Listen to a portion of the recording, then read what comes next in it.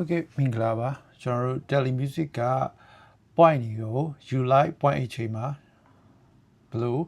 လဲရမလဲပေါ့နော် KBZ ပေးတွေ web ပေးတွေနဲ့ဘယ်လိုထုတ်ယူရမလဲဘယ်လိုလဲရမလဲဆိုတာကိုဒီဗီဒီယိုမှာပြသွားမှာဖြစ်ပါတယ်အဲ့တော့ကျွန်တော်တို့ဒီမှာအခုလက်ရှိကျွန်တော်တို့လက်ရှိဒီမှာမြင်နေရတဲ့ဟာက Telemusic application မှာ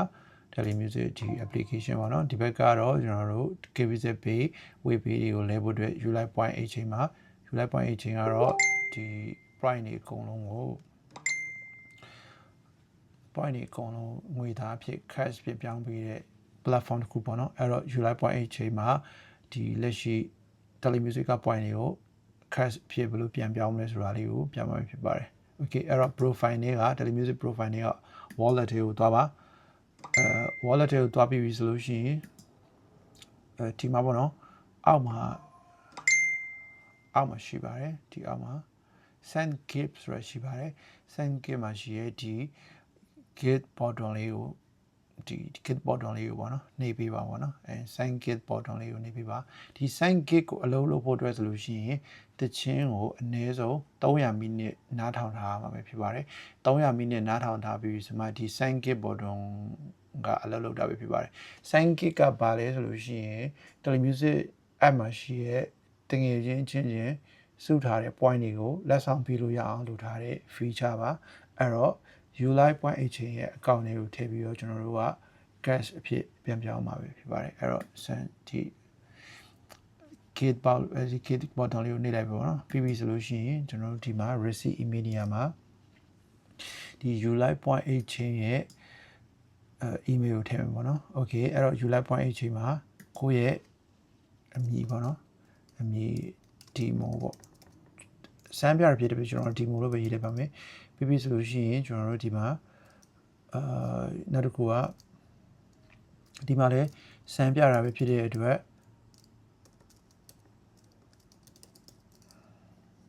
ရိုး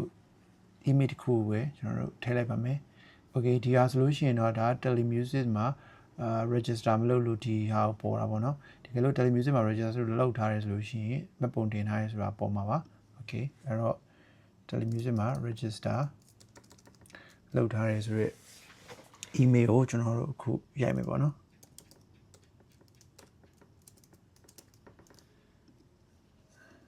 okay ဒါမျိုးဆိုလို့ရှိရင်တော့ register လုပ်ထားပြီးသားဖြစ်ပါတယ်အဲ့တော့ကိုဒီမှာယူမဲ့ KP လားဝေးလားပေါ့နော်ဖုန်းနံပါတ်ကိုထည့်ပါနမူနာဖုန်းနံပါတ်တစ်ခုဖြည့်လိုက်ပါတယ်ပြီးပြီဆိုရင်ဒီမှာ point 300အနည်းဆုံးပေါ့နော်သူတို့ကတော့ point 300အနည်းဆုံးလွှဲလို့ရတယ်ပြီးပြီဆိုရင်ဒီမှာ Telemusic ကိုရွေးပေးပါအဲ့ဒါဆိုရင်သူတို့ကဒီအကောင့်ကိုတဲ့ point လွှဲပြီးမှဒီ form ဖြည့်ပေါ့နော်အဲ့တော့ဒီဟာလေးကို copy ယူလိုက်ယူပြီးသွားပြီဆိုရင်ဒီ receipt email နေရာမှာဖြည့်ပေးပါပေါ့နော်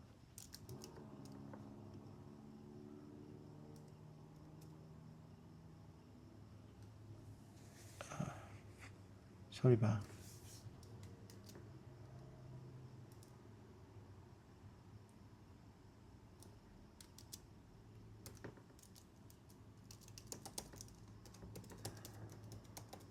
ဖြည့်ပေးပါပြီးပြီဆိုရင်ဒီမှာ point 300ထည့်ပေးပါဒီအောက်မှာတော့ option တွေဖြစ်တဲ့အတွက်ထည့်လို့ရပါတယ်မထည့်လို့ရပါတယ်ပြီးပြီဆိုရင် sign kit ကိုနှိပ်လိုက်ပါလက်ရှိကတော့ point မရှိသေးတဲ့အတွက်ဒီမှာ sign kit နှိပ်လို့မရသေးဘူးပေါ့နော်အဲ့တော့ဒီ sign kit ကိုနှိပ်ပြီးသွားပြီဆိုလို့ရှိရင်ဒီဘက်မှာလည်း KBZ ပေးလား web ပေးလား true money လားရွေးပြီးတော့ဒီမှာရှိရဲ့ withdraw လေးကိုနှိပ်လိုက်ပါ withdraw now ကိုနှိပ်ပြီးသွားပြီဆိုလို့ရှိရင်တော့ရပါပြီတကယ်လို့ကိုက point ကိုဒီ account တွေကိုတကယ်လွှဲထားတယ်ဆိုလို့ရှိရင်ကိုယ့်ရဲ့ KBZ Pay web pay account တွေကိုငွေဝင်လာမှာပဲဖြစ်ပါတယ်တကယ်လို့မလွှဲထားဘူးဆိုလို့ရှိရင်တော့ဝင်လာမှာမဟုတ်ပါဘူးကျွန်တော် withdraw now နှိပ်လိုက်ရင်ဘယ်လိုမြင်ရမလဲဆိုတော့ဗောနော် okay withdraw now နှိပ်လိုက်တယ်ဆိုလို့ရှိရင်ကိုယ့်ရဲ့ဒီ Telemusic ဖွင့်ထားတဲ့ account Gmail တွေကိုကုတ်6လုံးကြပါမယ် sorry ပါကုတ်6လုံး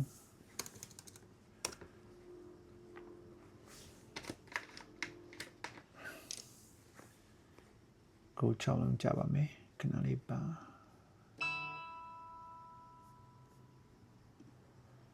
အဲ့တော့ဒီမှာကုတ်6လုံးချပါပြီအဲ့ကုတ်ကို copy ယူလို့ရပါတယ် okay copy ပြီးဒီထဲမှာဖြည့်ပြီးတော့ verify submit withdraw နေပေးပါနေပြီးပါပြီဆိုလို့ရှိရင်တော့1 to 2 hour အတွင်းမှာသူတို့ငွေလွှဲထည့်ပေးမယ်လို့ပြောထားပါတယ်အဲ့တော့ဒီမှာကိုထုတ်ထားတဲ့အားလေးကဒီမှာပေါ်နေပါတော့ pendy ဆိုရင်မရသေးပါဘူး approve ဆိုရင်ငွေလဲရပါပြီငွေလွှဲရပြီဆိုရင်ဘယ်လိုမြင်ရလဲဆိုရင် email ကိုဒီ Gmail ထဲကိုပို့လာမယ်ပေါ့နော်ဒီလိုမျိုးလေး top average ကို approve ဆိုပြီးပို့လာမယ်လွှဲလိုက်တဲ့ amount ဘယ်လိုလွှဲလိုက်ပြီလဲဆိုတာကိုတခါတည်းဒီလိုမျိုးလေးမြင်ရမှာပဲဖြစ်ပါတယ်အဲ့တော့ telemusic app ကနေပြီးတော့ရတဲ့ reward ကိုဒီ yuulite.com မှာ cash အဖြစ်ပြောင်းလဲငွေသားပြောင်းလဲပြီးတော့ထုတ်ယူလို့ရပါတယ်အဲ့တော့ဒီဗီဒီယိုလေးကတော့ဒီလောက်ပါပဲအဲ့ကဲလို့အဆင်မပြေရရှိရဆိုလို့ရှိရင်ဒီ YouTube channel ရဲ့ comment မှာမေးထားလို့ရပါတယ်အကုန်လုံးကိုလိုက်ပြီးတော့ဖြည့်ပေးသွားမှာပဲဖြစ်ပါတယ်ကျေးဇူးတင်ပါတယ်